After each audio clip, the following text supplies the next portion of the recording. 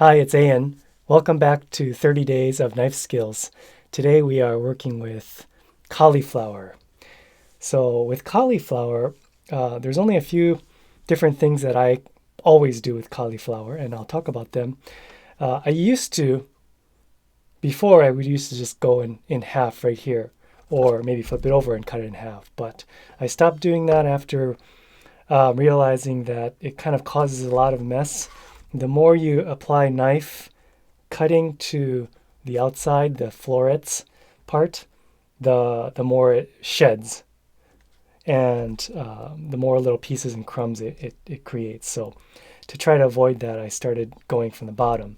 So it depends on what the bottom looks like, but the first thing I'll do is to usually take off this kind of tough, kind of dried out, dirty spot. The core is actually usually pretty good, but this very, very end I'll cut off and not use that. Also, the leaves are not bad at all. They're totally edible. I might use them in a different application than I'm using the actual cauliflower florets, but you could definitely keep those. So if you were able to go straight down, if the base was sticking out enough that you could hold it vertically and get your knife in there, that's probably the easiest. But sometimes the part that's cut is a little bit more in, and you might need to angle the knife in a little bit like this, which in this case I think I will do that. So it's being very careful not to put your hand on the other side just in case the knife goes through. So I'll just stick the tip in there and then rotate, do it again, rotate, do it again, rotate, do it one more time, and we'll have the bottom come off, and then the leaves you can just pull off after that. So here's one great reason why it's great to have a knife with a pointed tip.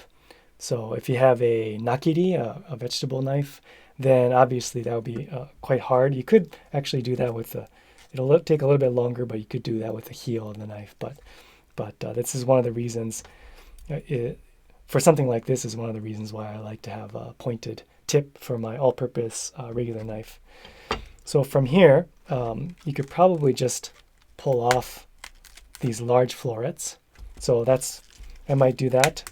Sometimes the stem part, this one is a kind of a medium small size, but for larger ones, sometimes we can't quite do that. And I would just hold it again with my left hand and cut into it like this, down toward the board, and then make a cut like that, and then rotate and make a cut like this, and then pull it off. And you can see that I'm only cutting the white part, and you can also see that there's almost no crumbing happening from that. If I start cutting into this, it'll be much more crummy and little pieces going all over the place, which would be fine if you're just going to do like for example, cauliflower rice. If you're going to chop it all up fine anyway, then there's no need to do this kind of thing. But my definite go-to, my favorite way to have cauliflower is to roast it in a very hot oven, 450, at least 450. It only takes about maybe 15 minutes, if that. And while you could do it in this shape, it's quite nice to have a flat surface. So depending on the size, this might be okay.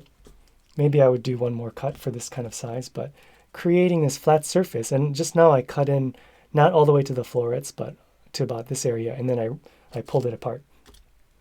This flat surface on a roasting pan in a hot oven, that's where you get that key browning, which is what's so good with cauliflower. Getting serious color because there is some sugar content in these vegetables. That is my favorite part. So you can also do the same thing if you deep fry cauliflower. It's quite good. I think if people are used to having just cauliflower boiled or maybe just steamed plain, you're missing out on that kind of browning Maillard reaction, great flavor that can come with cauliflower. So that's normally I would probably do something like this. So this one the size is fine, but I'm looking for that surface, this flat surface, that I will toss these in a pan, put plenty of olive oil and salt and pepper on top, and then arrange them all with a flat side down like that. So it's not so much the size that I'm looking for as much as I want that surface area. So finding that flat. So maybe if I get a cauliflower, I would say 90% of the time I'm doing this exact thing. So here again, I made this flat surface on this piece. I could pull it apart or just leave it like this. And I continue down the line by doing it like that.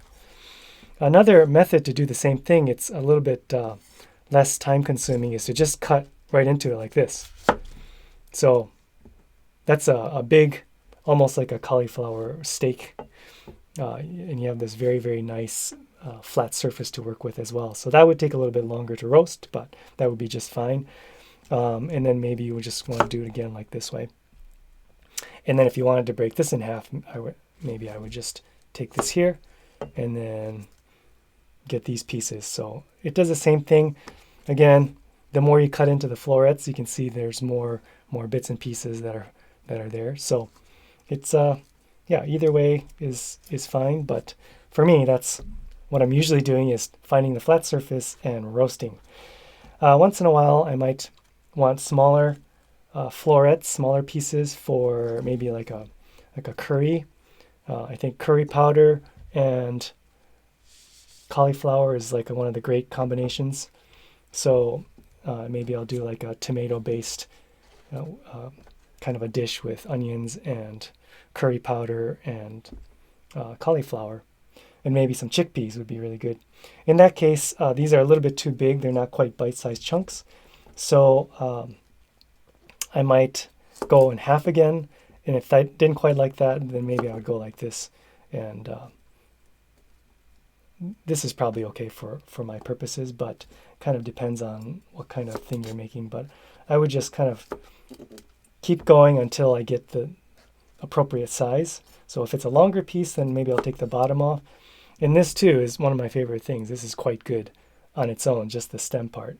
The good thing about the florets, of course, is that you get the sauce all the way in there. And especially if you take the bottom, if you take this off, then usually you can pull apart with your fingers into smaller florets. So again, I'm usually trying to minimize on the crumbs by pulling apart the florets area. So, and this is another good shape for vinegar pickled cauliflower, which I also do sometimes. I'll cut up about maybe half of this cauliflower and do a simple quick pickle with vinegar, water, sugar, salt, and some spices. And again, right there, curry powder is really good. Gives the pickled cauliflower a nice yellow color. And I just cut it up, throw it in the jar, heat up the brine, make sure everything's incorporated and dissolved, and then put it in a jar, and then just let it cool, and then put it in the fridge. Keep it there for a few days, up to a couple months is no problem. And it just gets more and more flavored as you leave it. And crunchy, vinegary, salty, sweet, and spicy cauliflower pickles is quite delicious. So that's always something that's nice to have in your fridge as well. So that's pretty much how I deal with cauliflower. So let me know if you have any questions, and we'll see you on the next one.